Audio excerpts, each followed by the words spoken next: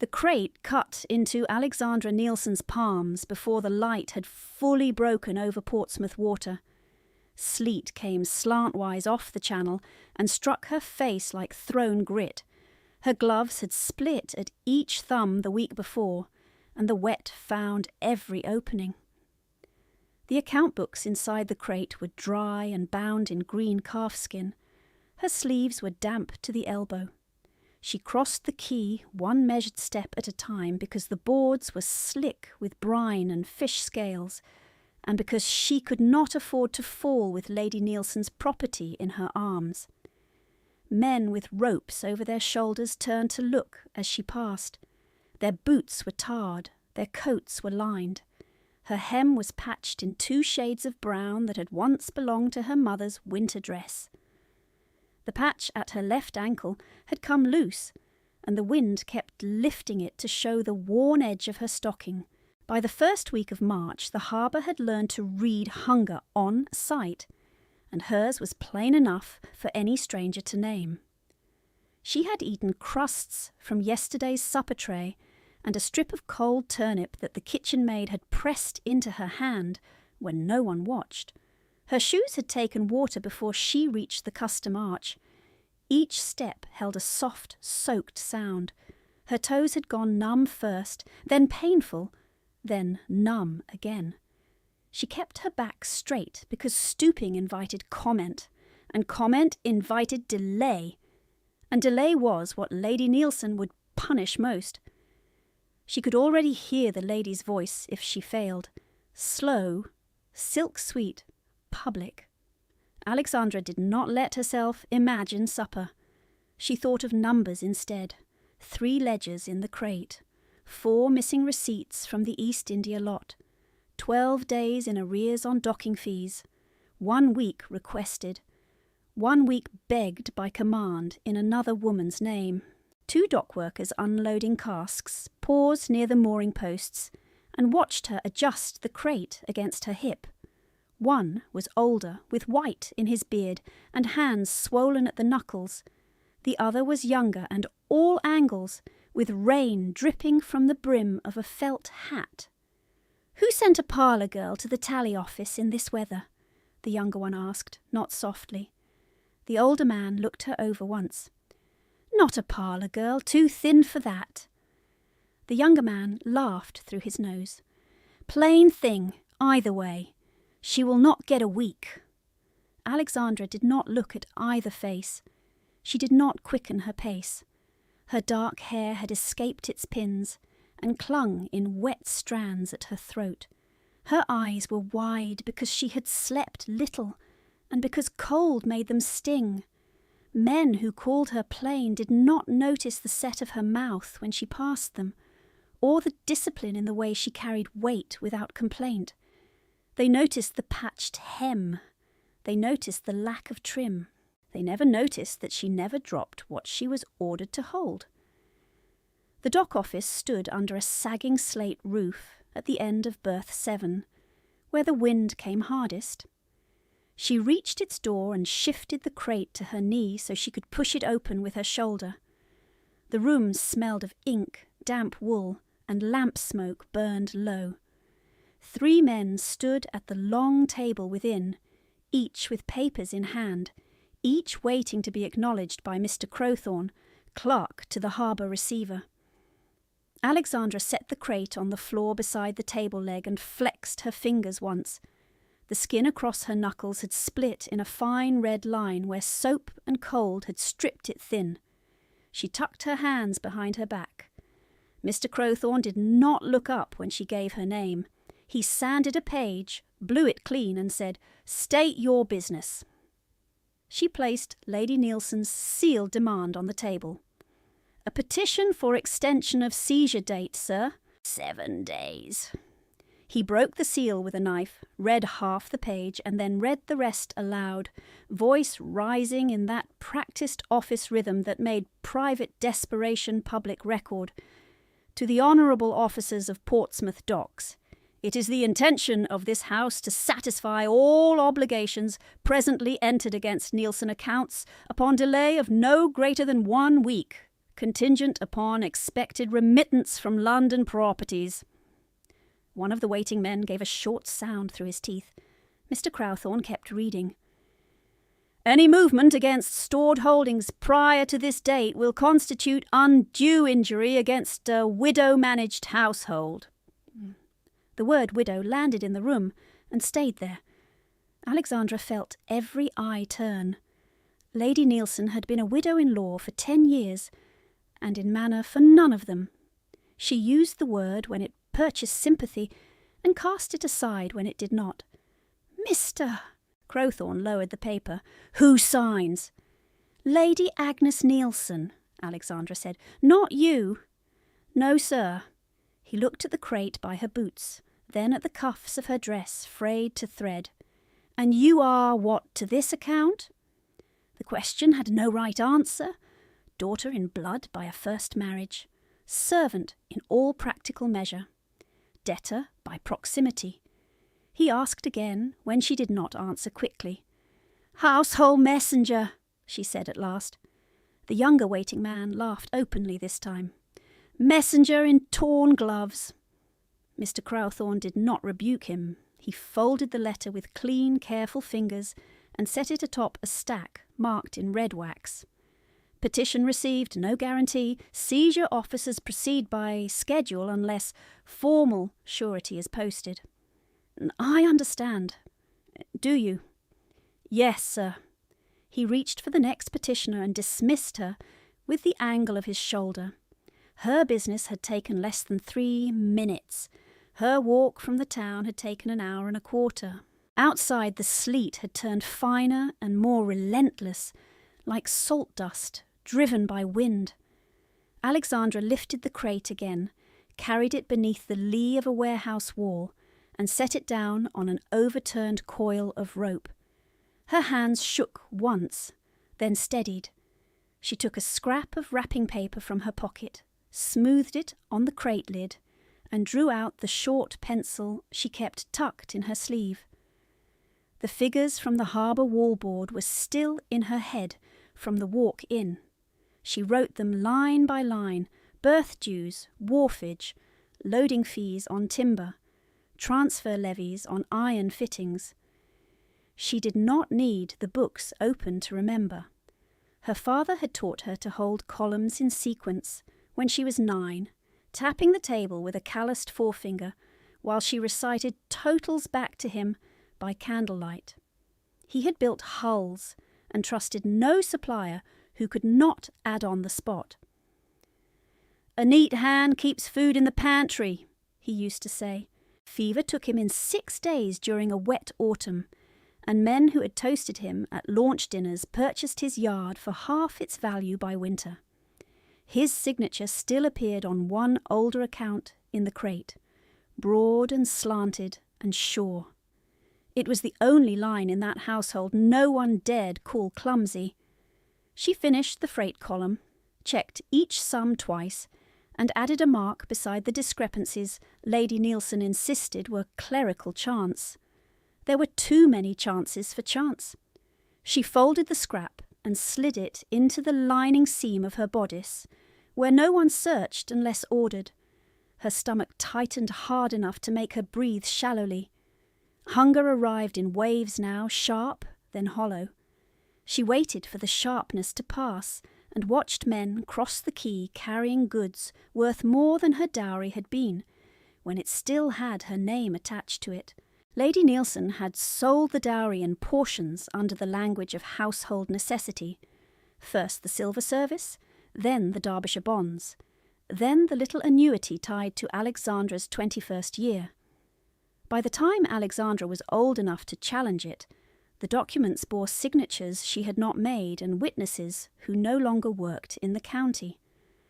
Debt had deepened after that, not through bread or coal or wages for the old servants, but through velvet from Bath, rosewater from Paris, and speculative loans on cargo Lady Neilson had never seen. A whistle cut through wind. Men moved toward the outer berth in a practised line. Alexandra turned, following their attention, and saw the vessel that had held half the harbour in discussion all week, The Resolute rode low and patient at her moorings, 3 masts dark against a leaden sky, yards braced, sails furled tight like clenched fists. Travel chests were being loaded in sequence under a quartermaster's shouted count. Crates marked Harrow shipping passed from hand to hand and vanished into the hold. The gangplank had fresh sand spread upon it for footing. 2 footmen in deep blue livery stood near the lower rail, collars high, faces blank with training. Above them, brasswork on the stern caught what little light the morning offered and turned it cold. Everyone knew who sailed on the Resolute when she put out. The Marquess of Harrow did nothing quietly, not from vanity, but because his name moved freight, men, and money wherever it was written. Alexandra had seen the seal only once before, pressed in black on a legal notice that had arrived at Neilson House and left Lady Neilson pale for half a day. She had heard enough from clerks and coachmen to know he had delayed this voyage twice already, and angered men who disliked waiting. She had heard he trusted few and forgave less. She had heard his brother had drowned north of Dover, and that since then he looked at water as if it were an enemy that could wear any face. Harbour stories multiplied in wet weather. She gave them the weight they deserved and no more.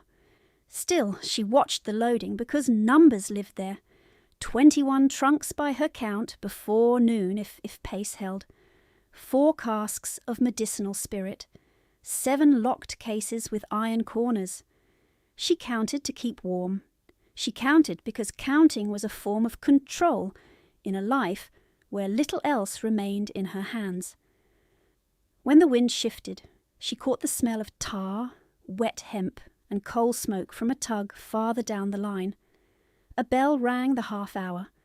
A gull dropped from the rigging, screamed once, and wheeled away. A carriage rolled past behind her and splashed dirty water up her skirt. She did not step back in time. The driver did not slow. She looked down at the spreading stain, and then at the crate of account books waiting to be carried back across town to a house where her failure would be assumed before she crossed the threshold. Her fingers had gone stiff again around the rope handles. She lifted the crate anyway. The weight settled into her bones with familiar certainty. No one thanked her for coming. No one would thank her for returning. She started toward the road with sleet in her lashes and Lady Neilson's debts under her hands, while behind her the Resolute readied for departure, and the day sharpened toward whatever breakage it intended. She started toward High Street with the crate against her hip, and each step sent a dull ache from her hands to her shoulders, the ache of work done for people who would call it idleness by luncheon. The sleet weakened to a hard drizzle that found the seam at her collar and ran down her spine. She could have taken the lane behind the Chandlers and spared herself the Market Square, but the lane flooded near the cooper's yard and she could not risk dropping the books. So she crossed where everyone crossed, past the fishmongers washing scales into gutters, past women in dry cloaks who lifted their hems from dirty water and did not look at her face. A cartwheel struck a stone and threw a fan of grit over her skirt. She kept moving. Pain did not trouble her as much as delay. Delay turned to accusation by the time she reached Neilson House. The morning had already given her enough accusations to carry. Lady Neilson would add the rest with ribbons on her cap and lavender at her throat, and call it correction. Alexandra knew the order of that household as well as she knew long division. First came the question asked before she could set her burden down. Then the remark on her appearance, always in company if company could be found. Then the revision of fact, spoken slowly enough that everyone else would treat it as memory. You were gone too long. You spoke out of turn. You are careless with what does not belong to you. If she answered, she was insolent. If she was silent, she confirmed guilt by silence. By now she preferred silence because it cost fewer blows. At the corner by St. Jude's, she paused under the church wall long enough to shift the crate from one arm to the other. Bells had finished the quarter hour. Rain tapped the stone in fast, thin beats. Across the street, a bookseller was setting his shutters, and for one disloyal second she watched his careful hands instead of her road. Her father had hands like that when he handled plans, broad and scarred but gentle on paper, as if straight lines were a kind of promise. In the yard he had shouted over saws and surf and men too deaf to hear anything but orders. At home he had lowered his voice and set her on a stool by the lamp with a slate and stub of chalk. Again, he would say, when she stumbled over a column, again, and this time do not fear the carry. She had feared nothing then except disappointing him, and even that fear had held warmth. Fever stripped him in less than a week. She remembered the heat of his skin through the sheet, and the smell of vinegar in basins, and the silence in the yard after they carried him out. She remembered how quickly men spoke of valuation once the coffin left the gate. She remembered her mother standing very straight in black and agreeing to terms she did not understand because she had 2 daughters and no income, and winter near. Hunger taught speed. Grief taught signatures. By candlelight in the first months after his burial, her mother practised her new married name until the curve of each letter looked natural. The second husband offered protection, a roof, credit with suppliers, and a household where no one need know exactly what had been surrendered to secure those things. Within 3 years her mother was gone too, coughing blood into linen no one washed in time, and Alexandra stood in a corridor smelling beeswax and medicine, while Lady Agnes Nielsen took the keys from her mother's bedside table and never gave one back. By late morning the rain had settled into a grey sheet over Portsmouth, and the stones in front of the haberdasher shone like polished pewter. She passed the window and saw her own reflection broken by water on the glass. Dark hair loose at the temples, face too pale, mouth set hard enough to look older than 22. Behind that reflection, pinned on a velvet board, hung ribbons in spring colours that would appear by supper on the shoulders of Miss Clara and Miss Edith Nielsen, as if coins sprouted naturally in their wardrobes. The sisters had learned early how to spend with clean fingers and let another girl bear the dirt. Clara preferred silk pelisses in dove grey and spoke in little gasps when servants came too near her chair. Edith collected gloves the way other women collected prayers, always 1 pair more than she needed and never mended. Alexandra had mended enough of them to know each stitch by touch. The sisters called her plain when they wanted witnesses, and called her useful when they wanted lace moved upstairs before guests arrived. They had taken her mother's coral comb because it matched Edith's hair better. They had taken the carved walnut escritoire from Alexandra's room because Clara claimed she wrote letters with more style at a curved desk. They had taken the little pearl eardrops that had been promised for Alexandra's 21st birthday and worn them to a musicale, laughing when an old acquaintance said they looked like heirlooms. They were not wrong. They were heirlooms. That was the point. Alexandra had stood by the refreshment table with a tray in her hands and watched her own inheritance pass through candlelight on another woman's throat. When she asked Lady Nielsen for the annuity papers that winter, she received instead a lecture on sacrifice and a list of household expenses, copied in another hand. The annuity had been liquidated. A prudent step, a temporary measure. You are fed and sheltered. You should speak with gratitude. She had spoken with silence then as well. The first time Lady Nielsen struck her in public had been in the blue drawing-room on a Tuesday when the vicar's wife was present. Alexandra had dropped nothing. She had only corrected a date on a shipping letter that bore the wrong month. Lady Nielsen's fan closed with a snap. Her gloved hand followed. The sound was small and neat, like a book shut firmly. The vicar's wife looked at the carpet. No one named what had happened. After that, cruelty grew ordinary because ordinary acts invited less notice than scenes. Bread portions thinned for Alexandra alone when guests were expected. Coal scuttles arrived full in the front rooms and half empty in the attic corridor.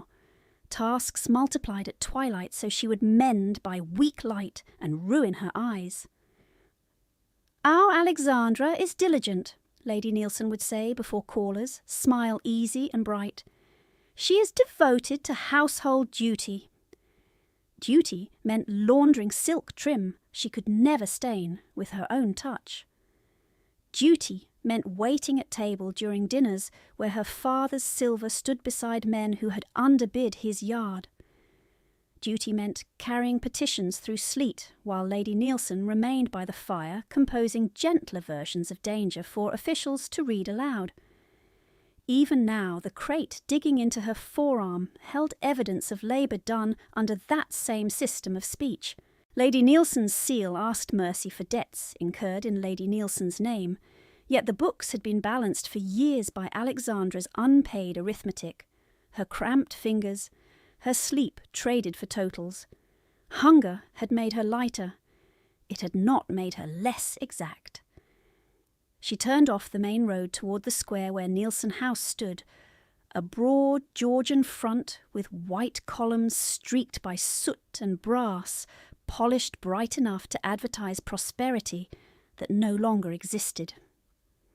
2 neighbouring carriages waited under the plane trees. The house was receiving callers despite arrears. It always received callers. Reputation was an expense Lady Nielsen paid before coal and after conscience. Alexandra stopped at the mews gate rather than the front steps. Servants used the side entrance unless summoned. She shifted the crate again and felt the cut across her knuckles reopen under the rope handle. Warm wetness spread beneath her torn glove. She did not look at it. She watched instead as the kitchen-maid Martha opened the side door with her shoulder while balancing a basket of peeled turnips. Martha's eyes flicked to the crate, then to Alexandra's soaked hem. "You are late," Martha whispered, not unkindly. "Her ladyship is asking." "The office delayed me." Martha gave the smallest shake of her head. "Facts are a poor shelter in this house." It was the nearest thing to warning she could offer. Alexandra stepped into the passage where heat from the range fought with draughts from the courtyard door and lost by inches. Onion, soap, damp wool. Familiar smells. Safer than perfume, though safety remained relative. She set the crate on the scrubbed table by the back stair and peeled off one glove. The skin at her palm was puckered white from wet, split red where rope had burned it. Martha reached for a clean cloth, wrapped it once, and tied a knot with quick, practical fingers. "You should see Mr. Pike for salve. He charges 3d. I will tell cook to put it on the account. There should be no more accounts." Martha looked at her then, a long look full of pity and impatience both. "There have been accounts since before I came to this kitchen. Carry your books upstairs. Do not bleed on the stair runner. That one was delivered yesterday." Alexandra lifted the crate once more and began the climb to the back hall, where the carpet changed from rough weave to patterned wool, and the walls changed from lime wash to painted panelling. Each landing held a mirror she was expected not to notice. On the second landing she heard laughter from the morning room. Clara's high trill folded around Edith's lower echo. The door stood ajar. She could see them at the tea table in pale silk wrappers, their hair brushed and coiled, slippers dry. Lady Nielsen sat between them in lavender satin, though the hour was barely noon, one hand resting on the arm of her chair as if posing for a portrait. A caller in plum broadcloth leaned forward to hear her better. Alexandra would have passed without sound, but the crate struck the wainscot with a muted thud. Lady Nielsen turned her head. Her smile did not alter. "There she is, our indefatigable Alexandra. Come in, child." The word child entered the room like a pin. Alexandra stepped through the door and set the crate beside the escritoire that had once stood in her own chamber. Her wet shoes marked the carpet. Edith wrinkled her nose. "You have brought half the key with you," Edith said. Clara lifted her cup. "The scent of fish is democratic. It reaches everyone." Lady Nielsen's gaze dropped to Alexandra's uncovered hand, and the cloth already spotted through. "Careless." "The rope cut through the glove, my lady." "You ruined the glove as well." "It was torn before I left." A beat of silence followed. The caller studied the sugar tongs as if they had become vital to his future. Lady Nielsen extended her hand. "The petition!"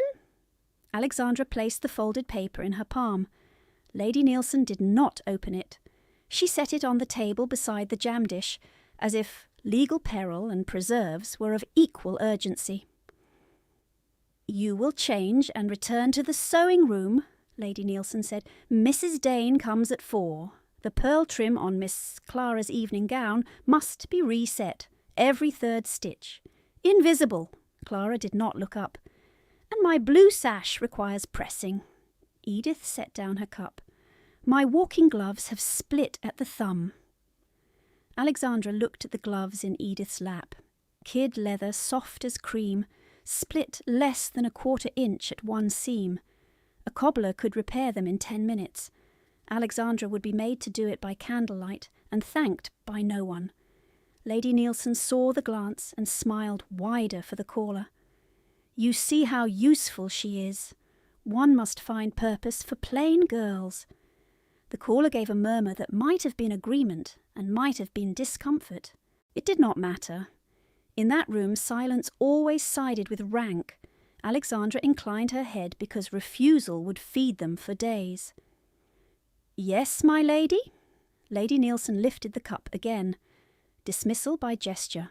Conversation resumed around Alexandra as if she had already left. She backed out, took the crate with her, and closed the door softly to spare the hinges. In the corridor she stood very still until the laughter inside blurred into a single bright sound, and then into nothing she needed to hear. She carried the books to the little writing closet off the old schoolroom, the only place in the house where dust settled faster than orders. The lock had been removed years ago. Anyone could enter. Few bothered.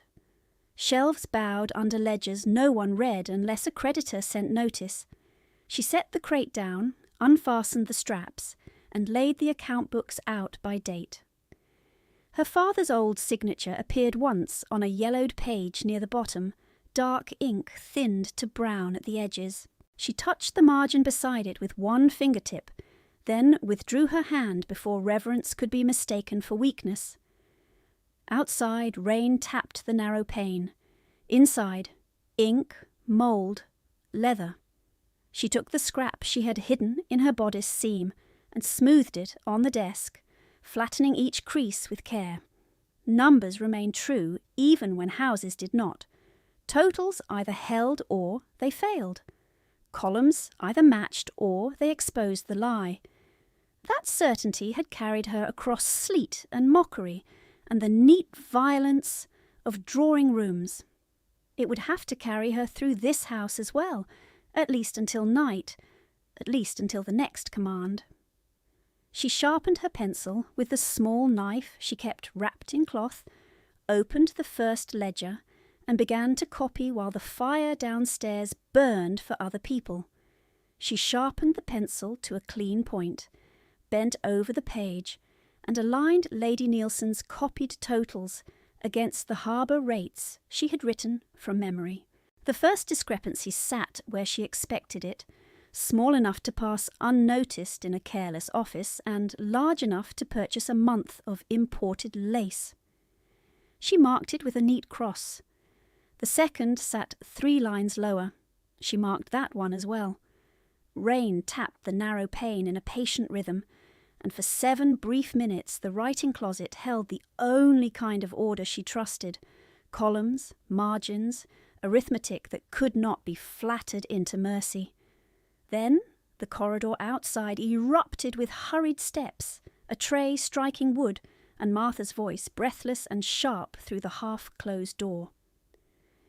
"Miss Alexandra, come now, her ladyship says now." Alexandra rose too quickly, her knees striking the desk.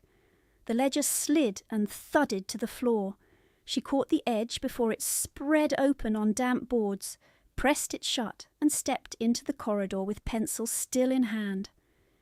Martha stood there flushed from climbing, flower on one sleeve, eyes wide in a face that rarely betrayed alarm. Behind her, on the back stair, Lady Nielsen's butler waited stiffly with a folded note sealed in red and already broken. "From the key," he said, as if that explained the urgency. "Mr. Crowthorne sent a runner. Supplemental register demanded before seizure clerks close the noon docket. Her ladyship says if the book is not delivered at once, the warehouse lock is set and all petition is void." He held out the note. Lady Nielsen's hurried script cut across the page in hard ink strokes. "Bring the East India Supplemental Ledger immediately. If you fail me, do not return by the front door." The phrase carried no metaphor. Alexandra felt it in her stomach like swallowed iron. "Which ledger?" she asked. "Green calf, narrow spine, marked with a white notch," the butler said. "Her ladyship has callers. She will not repeat herself." Martha reached for Alexandra's wrapped hand and tightened the knot once. "Take the old cloak from the peg," she whispered, "and eat this while you walk." She pressed half a heel of bread into Alexandra's palm, already moving back toward the kitchen before gratitude could slow either of them. Alexandra took the ledger from the crate, slid the note into her sleeve, caught the cloak by its damp collar, and ran. By the time the noon bell began to strike across St. Jude's Square, rain had thickened again, turning street and sky into one grey sheet. She ran through it with the ledger under her arm, the bread clenched between her teeth, and her torn hem slapping wet against her calves. The side streets were clogged with carts and men shouting over axle noise. Twice she stepped off the curb to pass and took cold water over both shoes. At the fish market turn, a horse shied at a dropped basket, and she went shoulder first into a post to avoid the wheel. Pain flashed up her arm. She kept moving. The ledger grew slick where rain found its spine. She tucked it under the cloak and held it close enough to feel the hard corners bruising her ribs.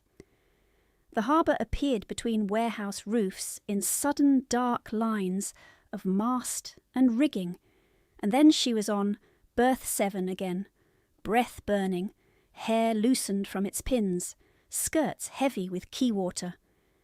Men from the morning still worked the loading lines, but the rhythm had changed. A hoist team at the lower berth argued over a twisted chain near the gangplank to the Resolute. One shouted for a pin, another swore the lock held. Above them, on the plank, a young man in Harrow livery, broad-shouldered but not fully grown into it, cap askew, face white from effort, dragged a travel chest by himself while 2 older hands were turned toward the jammed hoist. Someone yelled for him to leave it. He did not hear. Alexandra saw the floor at once, a link half-seated at the pulley jaw, the chain carrying weight at an angle no sane rigger would allow. She opened her mouth to shout. Metal shrieked first. The link snapped with a crack that seemed to split the rain. The suspended crate swung sideways, struck the plank rail, and slammed into the livery youth's hip. He pitched backward, boots skidding on sanded wood, one arm windmilling toward open water between hull and quay. Men shouted all at once. No one reached him in time. Alexandra dropped the ledger and ran. She hit the lower plank at full speed, caught his coat collar with her good hand as his weight went over, and drove her heel against a deck cleat to brace. The cleat edge tore through her torn glove and bit deep into her palm. She felt the skin split and the hot rush of blood under cold rain, but her grip held. The youth choked on water spray and panic, kicking hard against empty air, his other hand scrabbling at soaked rope. "Hold the rail!" she gasped. "Hold it now!" He found the rail with 2 fingers, slipped, caught again. She shifted her grip to the seam at his shoulder and hauled upward inch by shaking inch while boots pounded toward them. A rope came snaking across her back. Someone caught the youth under both arms and dragged him onto the plank in a clatter of wet leather and breath. She knelt where she was, one hand flat on the slick boards, blood and rain running together off her knuckles, the harbour roaring in her ears. "Release him! Breathe! Look at me!" The command cut through the noise with the force of a snapped line. Alexandra lifted her head. A man had come down from the gangway in 3 long strides and stopped directly in front of her, coat dark with rain, gloveless hands steady at his sides as if stillness itself were an order. He was tall enough to block the grey light behind him. Dark hair, rain caught on it like black wire, jaw set hard, eyes the colour of winter water under cloud. The stories had not exaggerated his presence. Lord Julian Vale, Marquess of Harrow, stood over the plank where she knelt, and every labourer within sight had gone silent without being told.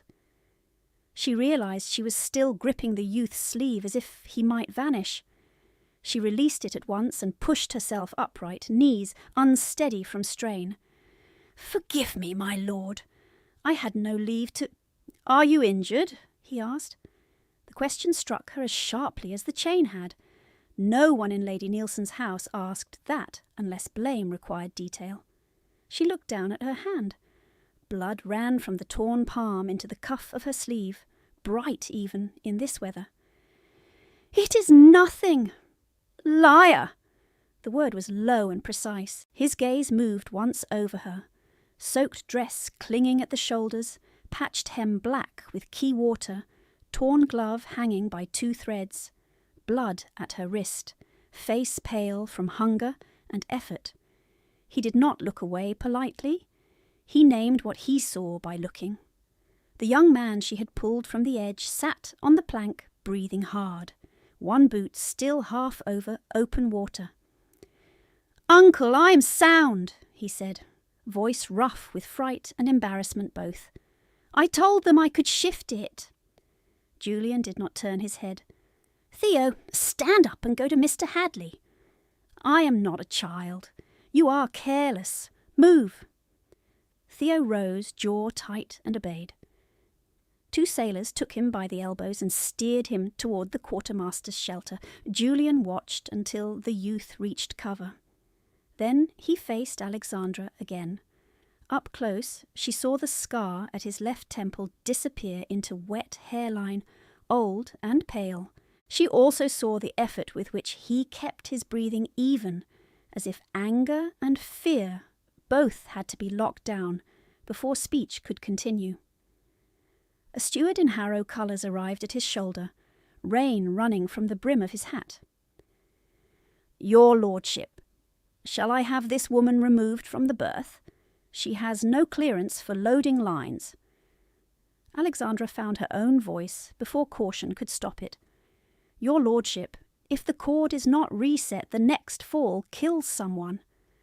The steward drew himself up. "You will be silent." Julian lifted one finger without looking at him. The steward stopped speaking. Julian's eyes stayed on Alexandra. "Explain." She pointed with her uninjured hand toward the hoist assembly. "The pulley jaw is bent inward at the left plate. The chain was seated on the edge, not the groove. They set fresh sand on the plank, but did not test the lock under full load.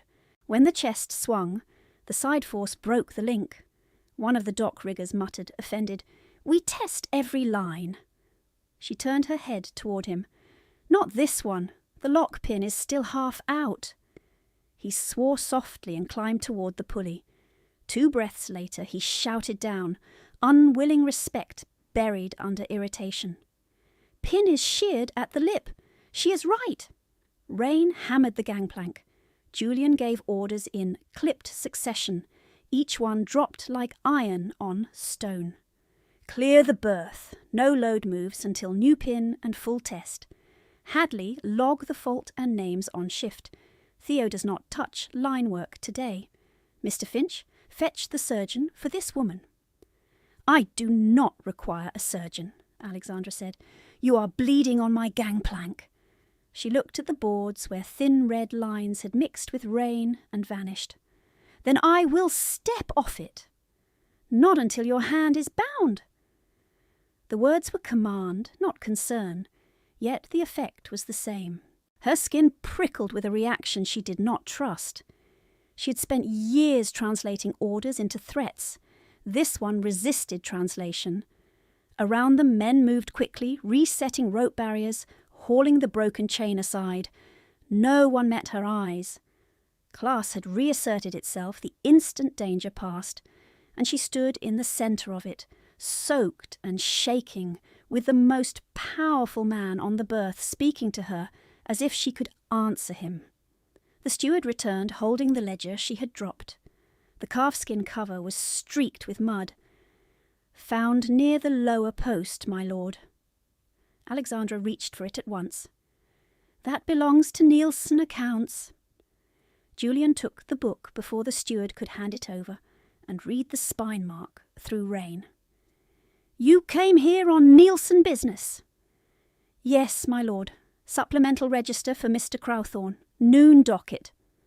He glanced toward the dock office clock, then back to her face. "It's 12 minutes past." Her throat tightened. 12 minutes past meant lock set, petition void, another excuse for Lady Nielsen's fury to bloom by evening. "Then I have failed." "Perhaps," he said. "Or perhaps Mr. Crowthorne values accuracy more than punctuality when seizure invites appeal. We will learn." She stared at him, uncertain whether he mocked her. His expression gave nothing. Mr. Finch, the ship's surgeon, arrived carrying a leather case and an expression of patient irritation common to men summoned in weather.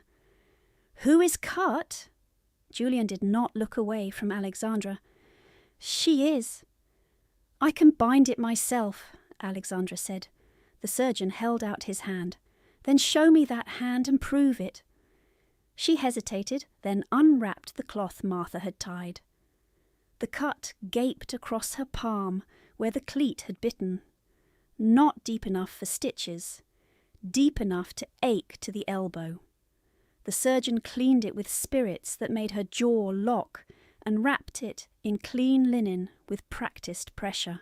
Julian stood beside them the entire time, motionless in rain, as if departure schedules and titled impatience could wait for one bleeding messenger in a torn dress. When the bandage was tied, Alexandra drew back. "My thanks, sir." The surgeon nodded and moved off. Julian held out the ledger. She took it with both hands, careful of the fresh binding. Their fingers touched for less than a second, cold from rain, and still her pulse jumped against her throat as if she had run another mile. "Name," he said. "Alexandra Nielsen." "Age? 22. Who authorised you on this berth?" "No one. I came to deliver documents." "For Nielsen House?" "Yes, my lord." His mouth tightened, not quite a frown, more a decision-taking shape. "You will come to the office. Now." She blinked rain from her lashes. "My lord." "Crowthorne can take the ledger in my presence. I want statement of the hoist fault entered under your name before memory grows convenient." The steward shifted uneasily. "Your lordship, the departure schedule." Julian turned his head a fraction. "The Resolute waits." It was not loud. It did not need to be. He stepped aside and gestured toward the dock office with 2 fingers, command made visible. Alexandra hesitated 1 heartbeat, aware of every eye on her patched hem, her wet hair, the clean bandage that marked her as incident rather than furniture. Then she walked where he indicated, ledger held tight against her chest, while the Marquess of Harrow fell into step beside her, and the harbour parted around them without a word. The dock office door banged against its frame when Mr. Crowthorne saw who entered behind her. He was halfway out of his chair before his expression remembered itself. Clark straightened. A porter dragged his cap off and held it against his chest. Wet wool, ink, and hot metal from the stove crowded the narrow room, and every man in it stared first at the Marquess and then, with greater confusion, at the woman walking beside him in a patched skirt and a blood-streaked cuff. Julian did not waste words. He set his gloves on the table and spoke as if issuing orders on a quarterdeck. "Receive that ledger. Enter Miss Nielsen's account of the hoist failure in full. Names on shift, condition of pin, and sequence of fault." Mr. Crowthorne reached for the book with both hands, eager and uneasy at once. "At once, my lord, Miss Nielsen, if you will state your business in the usual manner." "She has stated it," Julian said. The clerk swallowed and shifted papers, face pinking above his collar. "Of course, yes, certainly." His eyes dropped to Alexandra's bandaged hand. "You are fit to write, madam?" "I am fit." "Then sit there, mister. Phipps, bring a fresh folio." Crowthorne arranged his pen, as if order on a desk could repair the disorder of being corrected before subordinates. "Date, weather conditions, time recorded. Miss Nielsen, begin with why you were on berth 7. Alexandra sat on the hard chair by the side table and laid her injured hand flat to steady it. Her sleeve dripped onto the floorboards. She gave the account as plainly as she could. Her departure from Nielsen House, the supplemental register, the snapped link, the sheared pin, the youth in livery losing his footing, her own movement toward him. She left out pain because pain altered nothing that mattered in a record. Crowthorne wrote quickly, then slowed at the line that mattered most. "You are certain regarding the pin?" "I am certain." "You inspected it closely while preventing a fall?" "I saw it when the chain slipped. Rigger Hadley confirmed it at the pulley." He looked up over his spectacles. "Miss Nielsen, statements entered against dock maintenance create liability. Liability invites appeal. Appeal requires a burden of proof." "I understand." "Do you?" She met his gaze. "Yes, sir." The room held its breath for the answer.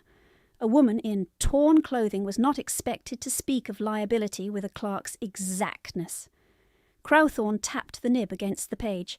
"There is an alternative phrasing that would satisfy report without assigning cause. Load instability under weather pressure. It is commonly used." "That phrasing is false." "It is practical." "It is false." His jaw tightened. "You would sign against practical language and involve the berth in inquiry over one interrupted load?" "One interrupted load almost put a boy in the harbour."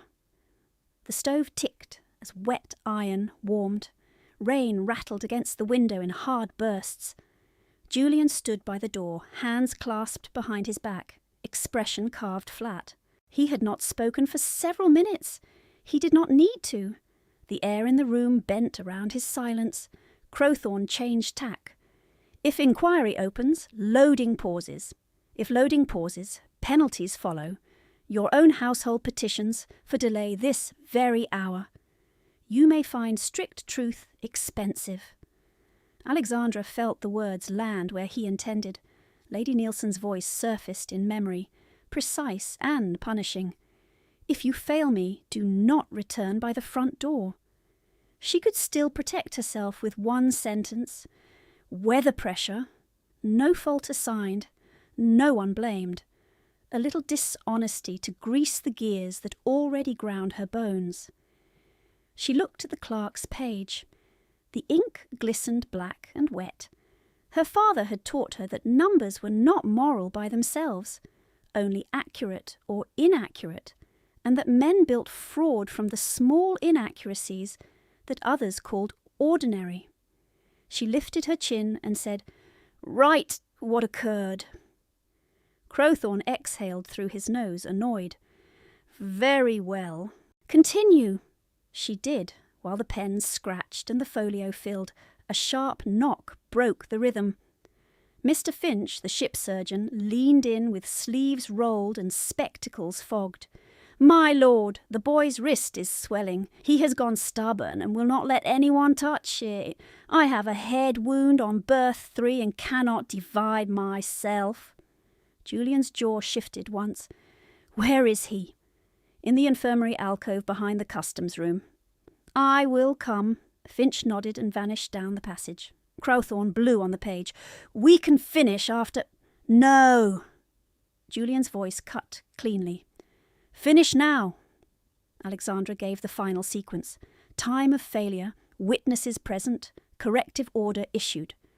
Crowthorne sanded the ink, folded the sheet, and pushed it toward her with a blotter. "Sign here."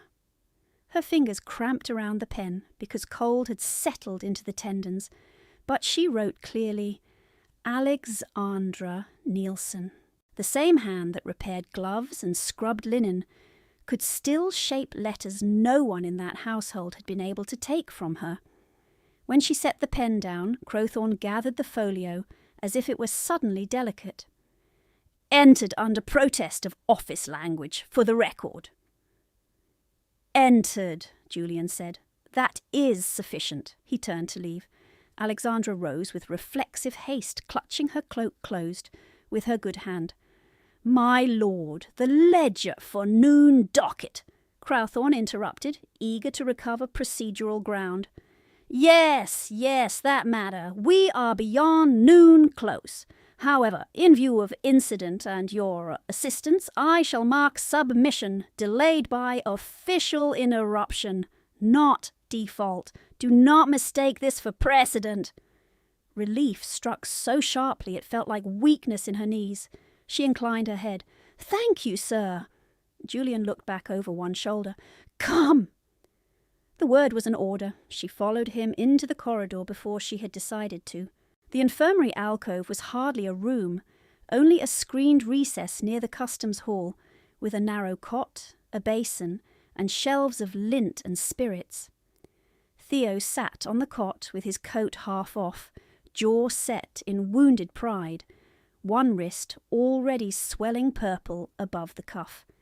He could not have been more than 14. Rain had dried in streaks on his cheeks. A steward hovered with a splint, and no authority to use it. "I said I am sound," Theo snapped as they entered. "Everyone has made enough of it." Julian stopped at the threshold. "Hold still." "I slipped. Men slip." "You disobeyed line command." Theo's face flushed deeper. "Because Hadley was shouting at everyone and no one moved, and I am not made of glass. You are made of bone. Bone breaks." The boy looked away, lower lip hard with resentment and fear both. Alexandra knew that look. She had worn it often enough when pain and humiliation arrived together. The steward offered the splint toward Julian. "My lord!" Julian did not take it. He stood very straight, and for the first time since the birth she saw a fissure in that military control. Not uncertainty exactly, but a rigidity too tight to be ordinary. His brother had drowned. Harbour talk had said as much. Men who had lost at sea learned to command storms they could not command, and when command failed, they went silent. Theo muttered, "Do not stare at me as if I am 7. Julian's voice lowered. "Then stop behaving as if you are." The boy flinched more from tone than words.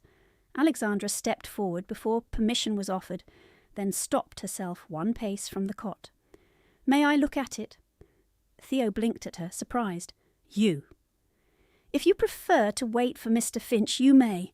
He said he is delayed." The boy measured her patched sleeve, her bandaged hand, the fact that she had pulled him from open water less than an hour earlier. Pride fought common sense. Common sense won by an inch. He held out the injured wrist without speaking. The steward protested at once. "Miss, you are not staff. This is Harrow household." "He asked me," she said quietly.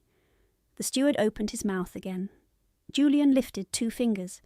Silence returned. Alexandra washed her uninjured hand in the basin, shook the water off, and took the wrist gently, thumb beneath the pulse point, fingers along the ulna. The joint was hot and beginning to stiffen. Not broken, she thought, only wrenched badly. She had learned these distinctions at her father's bedside when fever weakened him, and every movement had to be judged for harm. "Can you move your fingers?" she asked. Theo flexed them with a hiss. "Yes." Again. He did. She nodded. "You have fortune. It is not fractured." "That is what I said," he muttered, relief slipping through defiance. "You are still injured." She took the linen roll from the steward, measured it, and folded a pad at the base of his thumb. "If you use this hand today, tomorrow you will not use it at all." He watched her work, wary and curious. "You speak like Mr. Finch." "I speak like someone who has ignored injury and paid for it."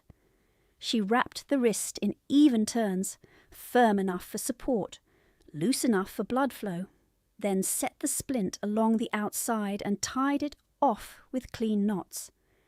Her own palm throbbed in time with her pulse, but she kept the pressure steady. Theo stared at the finished binding.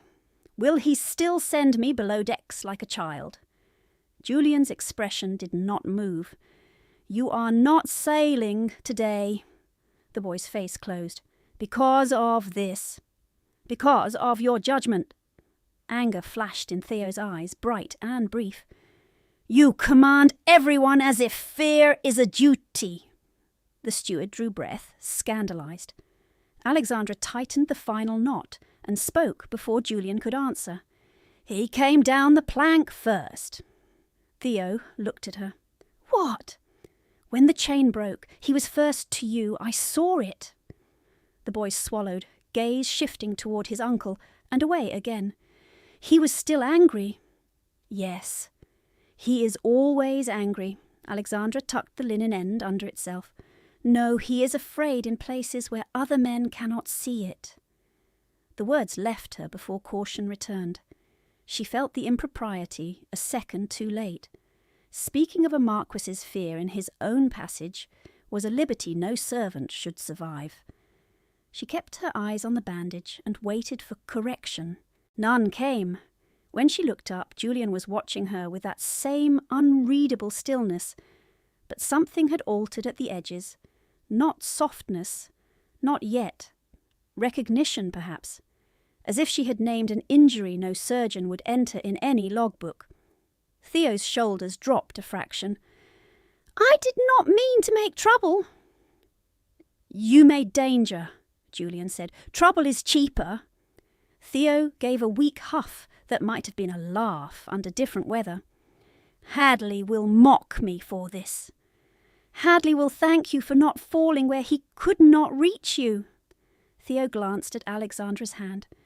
"You bled because of me." She tied off the last knot and sat back on her heels.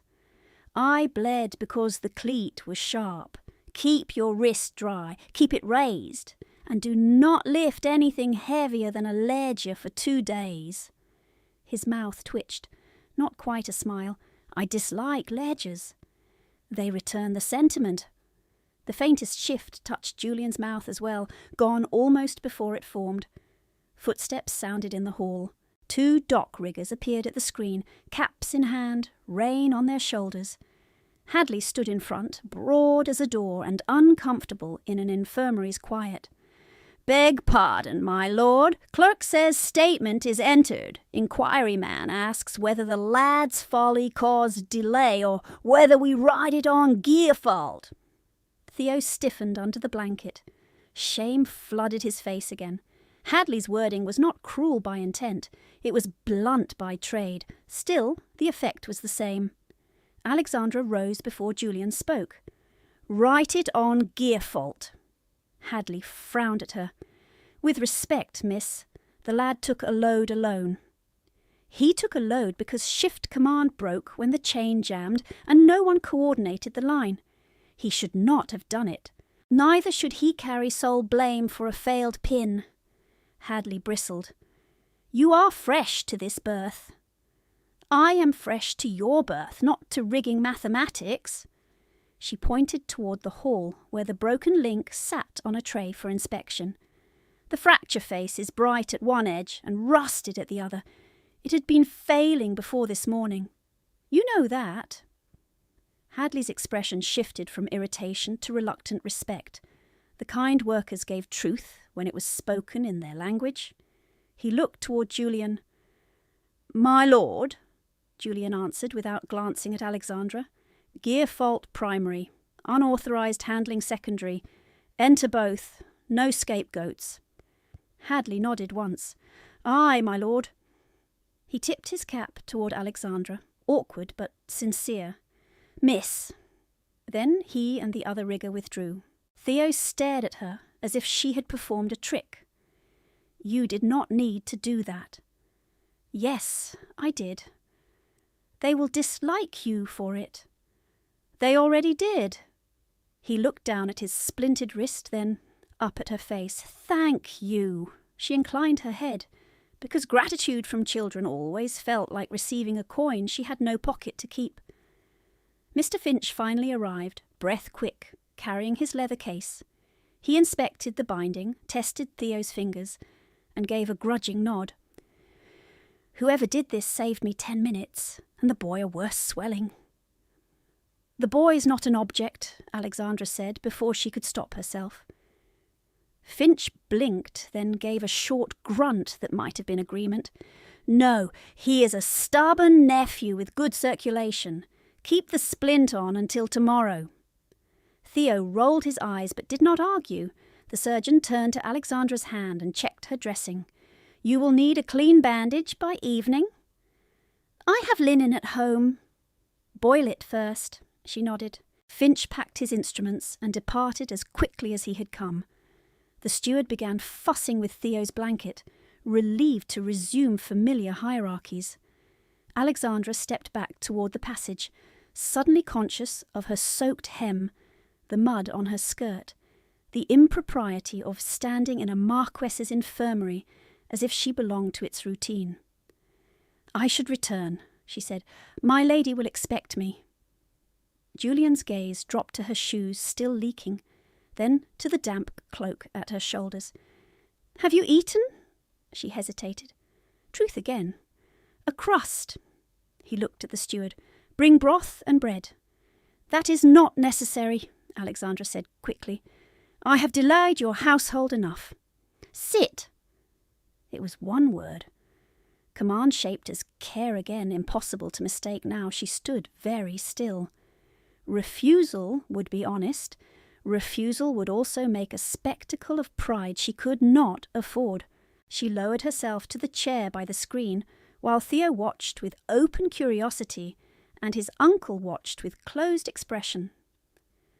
The steward returned with a chipped bowl of broth and half a loaf on a tray usually reserved for clerks. Alexandra took the spoon in her left hand because the right still throbbed and ate slowly to keep from shaming herself by hunger. Salt, barley, a little onion, warmth spreading through an empty body so abruptly it hurt. No one spoke while she ate. Julian remained by the doorway, motionless as a sentry, as if departure, tide and title had all agreed to wait on this plain woman finishing a bowl she had not asked for and had not been denied. When the bowl was empty, Alexandra set the spoon down with care and wiped her fingers on the edge of the cloth across her lap, as if neatness could hide how quickly she had eaten. Heat from the broth had reached her stomach, but it had not reached her hands. Her right palm throbbed under fresh linen. Her left still shook when she lifted it. Theo watched her from the cot with frank, adolescent scrutiny. "You eat like a sailor after storm delay." She met his gaze. "Then perhaps you should listen when sailors say stop." He grimaced, chastened, and looked away. Julian had not moved from the doorway. Rain-muted light from the corridor cut his profile into hard planes. He had stood through every spoonful, every swallow like a man waiting for a verdict no one else had heard announced. Alexandra rose because lingering in another household's infirmary was a trespass that grew more dangerous by the minute. "My thanks for the food, my lord. I will return the bowl to the steward and take my leave." "You will do neither." The words landed flat and absolute. She held still. "My lord, Lady Nielsen expects me at once." "Lady Nielsen can expect what she chooses." Theo shifted on the cot and glanced between them, sensing the charge in the room, even if he could not name it. The steward pretended to adjust a blanket that did not need adjusting. Alexandra kept her tone formal. "I am under her authority in that house." Julian's eyes fixed on her bandaged hand. "You are under my authority on this berth. The inquiry has begun. Witnesses do not vanish at another person's convenience." "This is not vanishing. It is returning to my assigned duty." "Your assigned duty nearly bled through the planks." His voice never rose. That made it harder, not easier, to answer. She drew breath carefully. "If I do not return, punishment follows." Silence held for one beat, then he stepped forward once, enough that she could see raindrops still clinging to the seam of his coat, enough that the scent of wet wool and cold air displaced the sharp spirit smell from the basin. "What form?" The question came like a blade placed on a table. Simple, impossible to mistake. She looked at Theo, then at the steward, then back at Julian. Shame moved hot under her skin despite the chill. "My lord, it is a private household matter. Not when injuries from that household walk onto my dock." She said nothing. She could feel Theo's stare now, wide and unsettled. Julian spoke again, each word cut to function. "Do they withhold food?" Not a question, a naming. Her throat tightened. "Sometimes." "Do they strike you?" She did not answer quickly enough. Theo sat up, straighter, splinted wrist, forgotten. "Who strikes her?" Julian did not look at him. "Answer!" Alexandra heard the rain in the corridor, the scrape of a cart wheel in the customs hall, the faint tick of cooling iron from the brazier. She had survived years by making silence into armour. Armour failed when someone named the dents. "Yes," she said at last, "at times."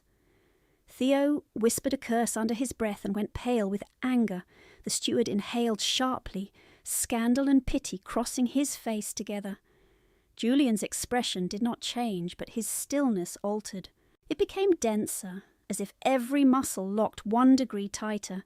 "You will not return there alone." "My lord, that is not practicable." "It is done." She almost laughed from fatigue and did not. "Done by whom?" "By me." By the time the half-hour bell sounded from the harbour tower, the room had become too small for all the consequences in it. Alexandra forced her voice steady. "You cannot govern another man's household because a messenger was cut on your plank. I can govern mine. Harrow Shipping has active exposure in Nielsen ledgers. You are now a material witness in a safety inquiry. You are also the only person today who has provided accurate figures under pressure." He held her gaze. "Those facts are sufficient." It was a legal argument wrapped in command. It was also, she understood with a jolt, a shield forged in language no one could dismiss as sentiment. Theo spoke before she could answer. "Uncle, if she leaves now, Lady Nielsen will make her pay for me." Julian turned his head a fraction. "I am aware." The boy swallowed and lowered his eyes. Alexandra felt her pulse climb. I did not ask for protection. No, Julian said, you did not. 3 words. No softness, no rebuke. Something worse, because it carried acknowledgement. He looked to the steward. Fetch Mr. Ames from the counting room. Bring writing materials, 2 sealed blanks, and the noon docket receipt from Crowthorne. Also a closed carriage. The steward hesitated. To send Miss Neilson home, my lord? To send my terms. The steward bowed and left at once. Alexandra stared at Julian. My lord, please. If terms are sent from you to Lady Neilson, I become impossible to place in that house. She will call me manipulative. She will call me disloyal. She will call me... She already calls you those things. The interruption was quiet. Precise. True. He continued, Difference is, after this hour she will do it in writing, where I can answer. She could not speak for a moment. Every version of survival she knew depended on remaining unremarked, unclaimed, unnoticed enough to slip between blows. He was removing that option in front of witnesses. He was replacing it with something larger and far more dangerous, official notice. Theo said very softly, He has never done this before. Julian ignored him, though the line in his jaw deepened. Footsteps returned. The steward entered with a compact man in ink-stained cuffs and an expression trained to neutrality. Mr. Ames, chief clerk by the look of him. He carried a folio case and 2 clean sheets weighted with a travelling inkwell. My lord, Julian gestured toward Alexandra. Miss Neilson will remain under Harrow protection pending inquiry and account audit. Draft notice to Lady Agnes Neilson. Witness retention, financial review and temporary transfer of document custody. Copy to magistrate's clerk and harbour receiver. Ames blinked once, then nodded. At once! Alexandra stepped forward despite the tremor in her legs. My lord, you cannot simply remove books from Neilson House on my word. Julian held out his hand toward Ames without looking. Ames passed him a folded slip bearing Crowthorne's seal. Julian offered it to Alexandra. Read. She took it and scanned quickly. Submission delayed by official interruption. Supplemental ledger received. Incident witness statement entered. Her name was there in dark clerkly script. So was the birth number. So was Crowthorne's signature. Official interruption, not default. She exhaled slowly. Julian watched her face, not the paper. You have cover on timing. Now we secure the rest. Ames cleared his throat. My lord, for financial review we require probable cause beyond birth fault. Alexandra opened her mouth, then stopped. The scrap of copied columns lay hidden in her bodice seam. Damp now, but legible. If she produced it here, she crossed from household drudge into accuser under seal. There would be no step back from that line. Julian's eyes dropped once to the place where her hand pressed unconsciously at her bodice, then returned to her face. You brought calculations from memory this morning under Warehouse Lee. She stared at him. You saw that. I saw enough. The words struck harder than any shouted declaration could have done. He had been watching before the chains snapped. Not idly, not to mock, watching to measure. He added, produce what you hid. Her pulse jumped. My lord, that paper is not formal evidence. It is a starting point. She hesitated one breath longer, then reached into the seam and withdrew the folded scrap, edges softened by rain and body heat.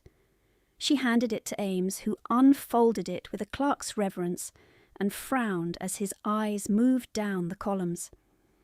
These rates are current, Ames murmured, and these variances are not weather loss. This is structured displacement, Julian said. Can you support that in full books? Ames looked up. If ledgers are intact, yes. They are intact, Alexandra said. For now. Ames gave her a sharper look, reassessing. Miss Neilson, did you make these marks alone? Yes. Without access to harbour tables? I memorised the board at berth 7. Ames's brows lifted despite himself. My lord, this is non-trivial. Julian's gaze remained on Alexandra. I am aware. He turned to Ames. Add immediate ledger hold to the notice. No alteration, no removal, no burning of correspondence. 2 dock constables to attend retrieval. Ames set pen to page at once, the nib moving fast across thick paper. Alexandra felt sudden dizziness. Too much had shifted too quickly. She caught the back of the chair with her left hand. Julian saw it. Sit. She did, not from obedience, but because her knees chose for her. Theo swung his legs over the side of the cot and spoke toward his uncle with raw directness that belonged only to the young. You are frightening her. Julian answered without looking at him. I am trying to keep her alive inside rules. Men respect. Theo swallowed and nodded once. Ames finished the first notice, sprinkled sand and blotted it. My lord, wording for witness retention. Julian spoke as if dictating a shipment manifest. Miss Alexandra Nielsen is retained by Harrow Shipping as technical consultant and material witness pending magistrate review of berth 7 equipment failure and associated account irregularities. Any coercion, restraint or injury directed toward her person will be treated as interference with active inquiry and prosecuted accordingly. The room went quiet after that sentence. It could not be taken back, not once written, not with his seal at the bottom. Ames wrote the final line, then hesitated. Technical consultant, my lord. Julian's voice stayed level. She corrected your berth mechanics in rain and your figures through blood loss. Choose a lower term if you can defend it. Ames lowered his head. No, my lord. He finished both notices, folded them and held them out for sealing. Julian took the signet from his pocket, pressed wax and stamped Harrow into red with one clean movement. He handed one sealed letter to the steward. To Nielsen House, in hand to Lady Agnes. Wait for written acknowledgement. Yes, my lord. The second to Magistrate Clerk. Ride now. The steward bowed and left at a near run. Alexandra sat motionless, fingers curled around the edge of the chair. Technical consultant. The phrase felt unreal in her ears, as if it had been spoken of someone standing behind her. She had been called plain, burden, utility, expense. Never that. Julian came to stand beside the chair, not touching, close enough that she could feel the cold radiating from his coat. You will be moved to Harrow House guest wing until hearing. She looked up. Without my consent. His eyes held hers, stormwater grey, no evasion in them. With your consent, if you can give it freely. Without it, if immediate threat is confirmed. And who confirms threat? I do. The answer should have enraged her. It did, partly. It also steadied something she had not known was shaking this violently. She said, very quiet, You speak in commands, because you do not trust tenderness. Something flickered across his face. Gone at once. He looked away toward the corridor where rain light blurred the threshold. When he spoke, his voice had dropped half a tone. Tenderness did not keep my brother above water. Theo turned his head sharply, pain and surprise crossing his face together. Julian did not look at him. Alexandra felt the weight of that line settle through the room like iron lowered into deep water. There it was, the wound under the orders, named without ornament. Another thing that could not be taken back once spoken aloud. She answered with care, No, but command did not keep him either. Julian's jaw tightened. He did not rebuke her. Ames, wise enough to vanish when rank met truth, gathered his folio and withdrew silently, closing the infirmary screen behind him. Rain filled the pause. Julian finally looked back at her. Stay until the acknowledgement returns. It was still a command. It was also a request wearing armour. She could feel choice opening under her feet for the first time in years, narrow and frightening and real. She did not take it yet. She did not refuse it either. "I will stay until the acknowledgement returns," she said. Theo released a breath he had been holding. Julian inclined his head once, as if an agreement had been signed before witnesses, then resumed his position at the doorway, tall and immovable, keeping watch over a room that held his nephew, a wounded messenger, 2 sealed letters already racing through rain, and a future neither of them had asked for in this form. The acknowledgement returned before the broth's warmth had fully left her hands. The steward came back wet to the shoulders, boots tracking black rain across the stone, and held out Lady Nielsen's reply with 2 fingers, as if the paper itself offended him. Julian broke the seal and read in silence. His jaw hardened. He passed the sheet to Alexandra. Lady Nielsen's hand was steady, almost elegant. "Miss Alexandra Nielsen has removed household records without permission and is not authorised to make statements against family business. She is to be returned at once. Any claim of coercion is theatrical falsehood." At the bottom, 1 more line had been added. "Her room will be cleared by evening." The words blurred once, then sharpened again. Julian took the letter back and folded it once along the centre crease. "Threat confirmed," he looked to the steward. "Send for the carriage now, 2 dock constables with it. Mr. Ames comes with ours. Theo remains under Mr. Finch." Theo swung his legs off the cot. "I am not staying behind." "You are. I can stand." "You will not come." The boy's mouth tightened, then he looked at Alexandra and saw the colour drained from her face. He swallowed his argument. "Bring her books," he said quietly. "She hides pages in the writing closet above the old schoolroom. Lady Nielsen never checks there." Alexandra stared at him. "How do you know that room?" "I delivered invitation cards there last winter when she visited my aunt. I saw you carrying ledgers alone. I remember doors." Julian gave 1 short nod. "Good." By dusk they crossed the threshold of Nielsen House through the side door, not the front, and the kitchen passage smelled of onions, wet coal and fear. Martha froze with a tray in her hands when she saw Alexandra between 2 constables and the Marquess of Harrow behind her. The tray rattled against the wall. Lady Nielsen swept in from the hall with lavender and silk and fury bright as glass.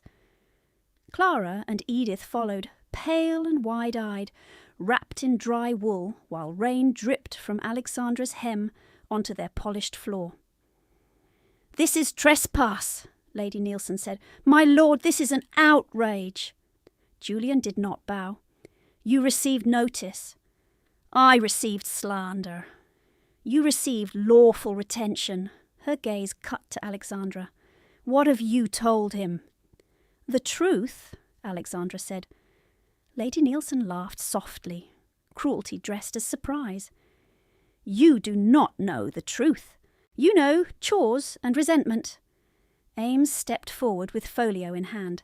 "Lady Nielsen, by order of harbour receiver and magistrate clerk, all account materials listed under Nielsen Estate and Harrow Shipping Interactions are under temporary hold. We will collect them now." "You will touch nothing in my house." 1 constable produced the signed docket from Crowthorne and held it out. "Ma'am!" She did not take it. She looked instead at Alexandra with naked hatred. "You have stolen from your own family." Alexandra felt the old reflex rise. Apologise, lower eyes, absorb the blow. It failed this time.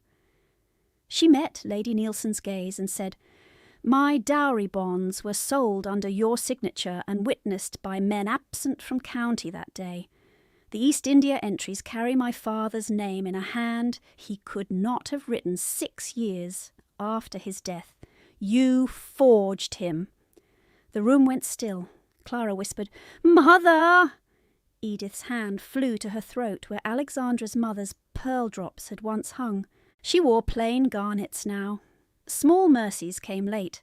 Lady Nielsen's face blanched, then flushed dark. Lies, Alexandra turned to Ames. In the writing closet, bottom crate, third ledger from left. Page 42 has the copied signature. The ink is newer than the page edge. The witness mark is from a seal not used in this county until 3 years later. Ames stared, then went without another word. Martha set her tray down and slipped after him.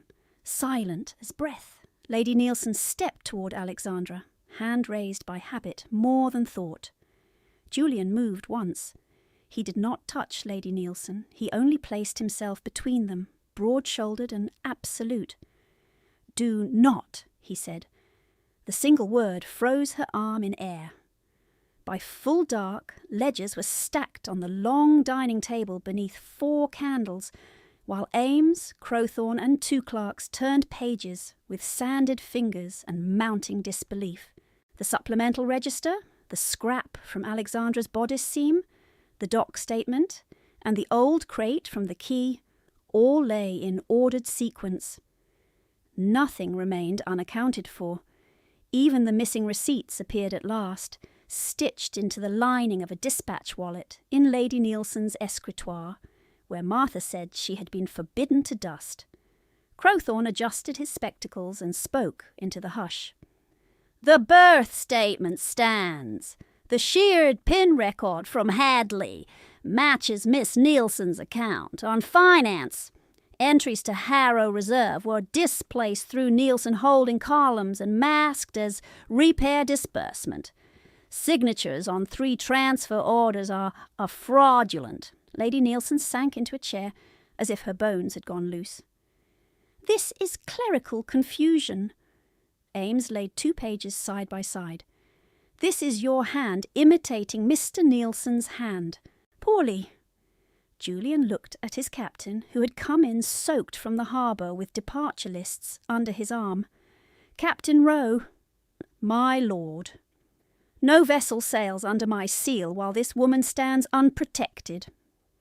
The captain glanced at Alexandra, then at the stacked trunks visible through the rain-streaked window where the Resolute waited in darkness. He bowed once. "I will strike departure." The order moved through the house like a bell. Clerks ran for copybooks. A messenger rode for the pier. In 1 minute, the Voyage that had ruled the harbour all week ceased to exist. 3 days passed before the magistrate sat the case, and in those 3 days Alexandra slept in a guest room at Harrow House with a lock that worked from the inside. She woke twice each night expecting Lady Nielsen's bell and heard only wind at the casement. The hearing chamber smelled of wool, ink and damp stone. Benches filled early. Lady Nielsen entered in black silk and legal outrage, flanked by counsel and both daughters. Alexandra sat at the witness table with her bandaged hand on the rail and Julian standing behind her left shoulder. He did not sit once. Hour after hour documents were read aloud. The dock fault report, Hadley's signed statement on the pin, Crowthorne's docket and delay note, the forged bond transfers, the dead witness dates, the dispatch wallet with hidden receipts, Martha's testimony about orders given and food withheld, Theo's written statement delivered by courier, confirming what he had seen on the berth and what he had heard in the infirmary. Lady Nielsen contradicted herself by the 4th hour. By the 5th, even her counsel stopped prompting her. By the 6th, the magistrate removed his spectacles, rubbed the bridge of his nose and delivered censure in a voice stripped of ceremony. Lady Agnes Nielsen is found to have exercised fraudulent authority over estate and commercial instruments, including forged signatures and unlawful coercive control over Miss Alexandra Nielsen's person and property. Immediate restitution is ordered. Financial authority is revoked. Interim management is transferred to court-appointed trustees pending final settlement. He looked at the constables. "Escort Lady Nielsen from this court." Clara began to cry in thin, shocked gasps. Edith stared straight ahead, face empty. Lady Nielsen rose with the dignity of someone still performing for an audience that had gone home, and the constables walked her out beneath every eye in Portsmouth, worth naming. Julian still had not moved. When the chamber cleared, Alexandra turned and saw the truth of it. His shoulders were rigid. His hands were locked behind his back so hard that the knuckles had gone white. He had stood through 6 hours without food, water, or speech, not as spectacle, as witness. Outside, evening had gone iron cold. Breath smoked in the courtyard. Carriages creaked over wet stone. She wrapped her shawl tighter and looked at him, under the fading light. He said one word, "Stay." Her body answered first with a tremor she could not hide. Stay had been command in every room of her life. Stay and accept. Stay and endure. Stay and be less. She lifted her chin. "I will stay by choice." Something in his face shifted, small and irrevocable. The solicitor saw them that same night in Harrow House Library, with Theo wrapped in a blanket by the fire, stubbornly awake. Papers were set out in exact stacks. The trusteeship order restored Alexandra's legal funds to an account in her own name. The warehouse shares tied to her father's yard were traced and re-registered. The false household debts charged against her labour were struck out line by line. Then the solicitor cleared his throat and unfolded one final draft. "On guardianship, my lord, given Lord Theodore's minority and active shipping risks, you requested supplemental provision." Julian looked at Alexandra, not at the paper. "I requested that Miss Nielsen be offered joint educational and household guardianship authority over Theo, revocable by her will at any time. No obligation of residence attached unless she elects it." Theo sat forward. "Say yes only if you mean yes." Alexandra's throat tightened. She looked at the boy she had pulled from black water, at the man who had cancelled a voyage rather than leave her exposed, at the documents that now carried her own name in her own hand. "I accept," she said, "by choice." 3 weeks later, under clear morning light, in the same house where she had once entered as a witness, she stood beside Julian before a small gathering of clerks, servants, and neighbours, and gave her consent again, this time for betrothal. No one spoke for her. No one signed over her. The announcement was read in full, and when asked, she answered plainly. "Yes," Julian answered after her, voice low and unadorned. "Yes." Martha cried openly in the back row. Crowthorne bowed to Alexandra with awkward respect. Ames presented her with the first quarterly statement from her restored account, balanced to the penny. Theo grinned despite his effort at dignity, and whispered that Ledgers had finally done one useful thing. That evening, when the house had quieted and rain began again against the windows, Julian found her in the library before the old crate from Portsmouth, now emptied and clean. He placed one hand on the lid and looked at her as if measuring weather. "The voyage can be rescheduled," he said, "or ended." She heard the offer beneath the words, not duty, not debt, a life asked, not taken. She touched the crate, then his sleeve. "We will choose it together." He covered her hand with his, careful of the old scar in her palm, and for the first time since dawn on the quay, Alexandra stood in a room where staying and leaving were both hers to decide.